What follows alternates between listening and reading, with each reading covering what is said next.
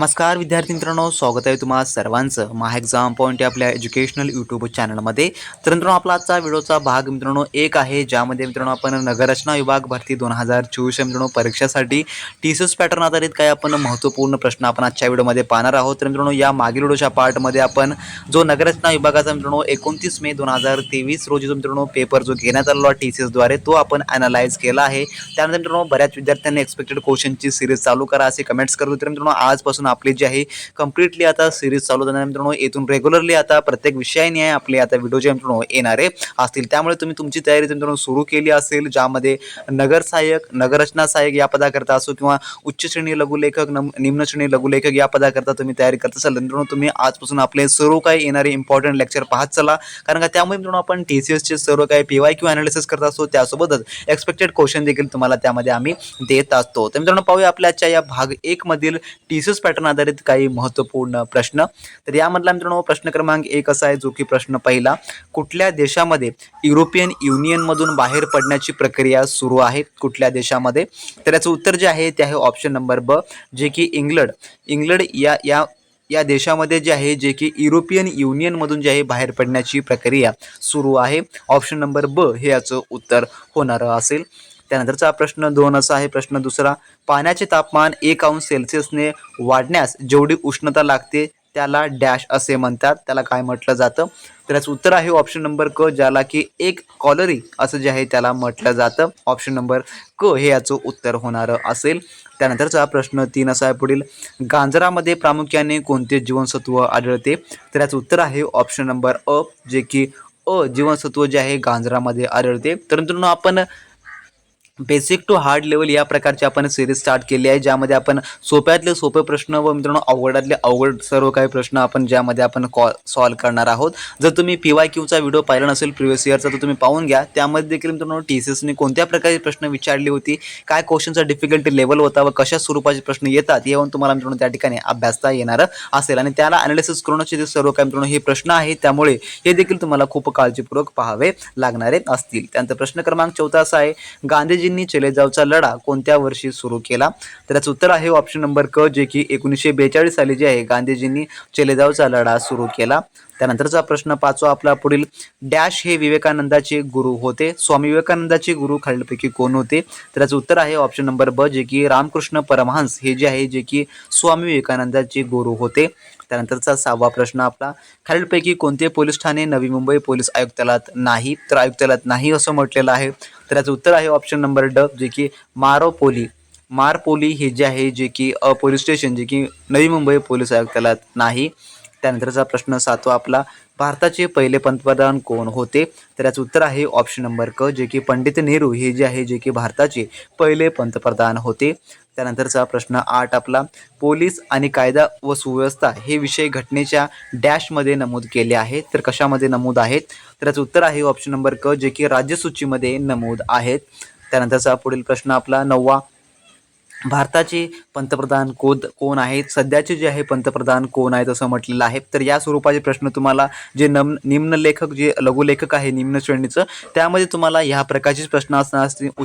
जे लघुलेखक पद आहे त्यासाठी देखील या प्रकारचे प्रश्न असणार असतील, कारण का तुमची पात्रता जे त्या ठिकाणी ठेवण्यात आहे फक्त 10वी पासवर, आणि प्रश्नांचा लेवल देखील तुम्हाला ह्या स्वरूपाचाच असणारा आहे. मित्रांनो, जे आपले काही प्रश्न येणारे असतील लेक्चर्स, त्यामध्ये देखील आपण या स्वरूपाचे व यावरून बेसिक यावरून हार्ड लेवलचे सर्व प्रश्न आपण पाहणार आहोत. त्यानंतर प्रश्न क्रमांक 10वा आपला असा आहे, खोकला येणे व थुंकीतून रक्त पडणे ही कोणत्या रोगाची लक्षणे आहेत?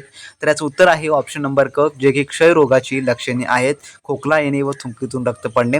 जर मित्रांनो तुम्हाला नगररचना विभागातील रचना सहाय्यक, लघुलेखक व उच्च श्रेणी लघुलेखक या पदाकरता मित्रांनो तुम्हाला चांगलीच तयारी करायची असेल, आणि तुम्ही मित्रांनो अजूनही आपलं टीसीएस पॅटर्न आधारित मित्रांनो एक्सपेक्टेड क्वेश्चनचे टेस्ट नोट्स किंवा रचना सहाय्यक या पदाकरता जर टेक्निकल क्वेश्चन बँक जर तुम्ही घेतला नसेल, तर मित्रांनो तुम्ही लगेच आपल्या व्हॉट्सअप चॅनलशी कॉन्टॅक्ट करून ते सर्व काही मिळून घ्या. मित्रांनो, त्यामध्ये आपण तुमच्या बेसिक्स लेवलनुसार आपण सर्व काही क्वेश्चन्स आपण कव्हर केले आहेत व A to Z अभ्यासक्रम आपण त्यामध्ये कव्हर केलेला आहे. तुम्हाला इतरत्र कोणतेही मार्केटमधलं बुक्स खरेदी करण्याची गरज नाही मित्रांनो, किंवा महागडे लेक्चर्स वगैरे तुम्हाला लावण्याची गरज नाही. जर तुम्ही आपलं हे सर्व काही A to Z study material तुम्ही मित्रांनो खरेदी केला, तर त्याद्वारे तुमचा सर्व काही मित्रांनो अभ्यासक्रम हा कव्हर होणारा असेल. व त्यासोबतच तुम्ही आपले रेग्युलर लेक्चर जर कंडक्ट केला, तर मित्रांनो येणाऱ्या परीक्षामध्ये तुम्हाला नक्की नक्की 100% यश मिळणारं असेल. तर तुम्हाला ते जर घ्यायचं असेल, खरेदी करायचं असेल, डिस्क्रिप्शन बॉक्समध्ये आपल्या ऑफिशियली व्हॉट्सअपची लिंक दिली आहे. म्हणून तुम्ही त्यांच्याशी कॉन्टॅक्ट करून ते सर्व काही मिळवू शकता व चांगल्या व उत्तम तऱ्हेने मित्रांनो आज व या क्षणापासून मित्रांनो तुम्ही लागू शकता आणि सर्व काही मित्रांनो तुम्हाला व्हॉट्सअपद्वारे मिळणार असेल. त्यामुळे तयारीसाठी तुम्हाला कमी वेळेमध्ये चांगला पर्याय हा मित्रांनो उपलब्ध आहे. तर नक्की ते मिळवा. डिस्क्रिप्शन बॉक्समध्ये लिंक जी आहे मित्रांनो देण्यात आलेली आहे. त्यानंतर प्रश्न क्रमांक 11 आपला असा आहे, पुढील खालीलपैकी कुठल्या देशाची सीमा भारताला लागून नाही?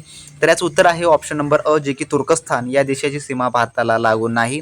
त्यानंतर प्रश्न 12 आपला, सन 2011च्या जनगणनेच्या आधारे भारताची लोकसंख्या सुमारे डॅश होती, तर किती होती? तर याचं उत्तर आहे ऑप्शन नंबर क, जे की 121 कोटी होती. त्यानंतरचा 13वा प्रश्न, डॅश यांच्या जन्मदिन भारतात विज्ञान दिन म्हणून साजरा केला जातो, तर कोणाचा जन्मदिवस आहे? तर याचं उत्तर आहे ऑप्शन नंबर अ, जे की CV रमन यांचा जन्मदिवस. त्यानंतर 14वा प्रश्न, डोळ्याचे आरोग्य नीट ठेवण्यासाठी प्रामुख्याने कोणत्या जीवनसत्वाचा उपयोग होतो? तर याचं उत्तर आहे ऑप्शन नंबर अ, जे की अ जीवनसत्वाचा वापर होतो. त्यानंतर 15वा प्रश्न आपला, डॅश हे राज्याचे घटनात्मक प्रमुख घटक असतात, तर याचं उत्तर आहे ऑप्शन नंबर ड, राज्यपाल हे राज्याचे जे घटनात्मक प्रमुख असतात. तर देशाचे घटनात्मक प्रमुख कोण असतात? तर ते आहे राष्ट्रपती हे असतात. त्यानंतरचा 16वा प्रश्न, उत्तर प्रदेशाचे मुख्यमंत्री कोण आहेत, जे की सध्याचे उत्तर प्रदेशचे मुख्यमंत्री? तर याचं उत्तर जे आहे ते आहे ऑप्शन नंबर ब, जे की योगी आदित्यनाथ हे जे आहे सध्याचे मुख्यमंत्री आहेत. त्यानंतर 17वा प्रश्न, केळी संशोधन केंद्र कोणत्या जिल्ह्यात आहे? तर याचं उत्तर आहे ऑप्शन नंबर ड, जे की जळगाव या जिल्ह्यात आहे. त्यानंतर 18वा प्रश्न, कोणत्या शहरास भारतातील इलेक्ट्रॉनिक उद्योगाची राजधानी म्हणून ओळखले जाते किंवा गणले जाते? तर याचं उत्तर आहे ऑप्शन नंबर ब, जे की बंगळुरू या शहराला ओळखले जाते. त्यानंतर 19वा प्रश्न, गोदावरी नदीचा उगम कोणत्या जिल्ह्यात झाला आहे?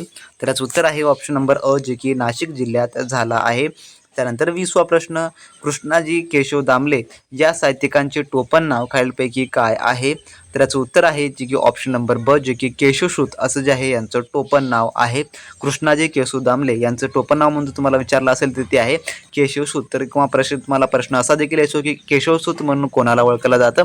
तर त्यांचं नाव आहे कृष्णाजी केशव दामले असं जे आहे त्यांचं नाव आहे. तर मित्रांनो असे आपल्या आजच्या भाग 1 मधील टॉप 20 क्वेश्चन होते जे की आपण या व्हिडिओमध्ये पाहिलेले आहेत. तर अशा प्रकारचे लेक्चर मित्रांनो आपले रेग्युलरली आता यूट्यूबवर अपलोड करण्यात येतील, ज्यामध्ये आपण बेसिक टू बेसिक व हार्ड लेवलचे आपण सर्व काही क्वेश्चन मित्रांनो आपण कव्हर करणार आहोत. त्यामुळे आपल्या चॅनलला सबस्क्राईब करून ठेवा आणि ज्या विद्यार्थ्यांना आज या क्षणापासूनच आतापासूनच तुम्हाला त्या पदावर यश मिळवायचं असेल आणि तुम्हाला जर चांगला अभ्यास करायचा असेल तर मित्रांनो तुम्ही आपल्या व्हॉट्सअपशी कॉन्टॅक्ट करून ते सर्व काही A to Z अभ्यासक्रम मिळवून घ्या व चांगल्या व उत्तम तऱ्हेने मित्रांनो तुम्ही आज या क्षणापासून लागू शकता. व मित्रांनो पुढील व्हिडिओचे सर्व अपडेट मिळवण्याकरता सबस्क्राईब करा व सर्व व्हिडिओचे मित्रांनो तुम्हाला जर प्लेलिस्ट हवी असेल तुम्ही आपला टेलिग्राम ग्रुप जॉईन करून घ्या. टेलिग्राम ग्रुपची लिंक देखील डिस्क्रिप्शन बॉक्समध्ये देण्यात आलेली आहे. ते भेटू नेक्स्ट व्हिडिओमध्ये नवीन प्रश्नांसोबत नवीन काही अपडेटसोबत. तोपर्यंत मित्रांनो बी प्रॅक्टिस क्रॅक एक्झाम.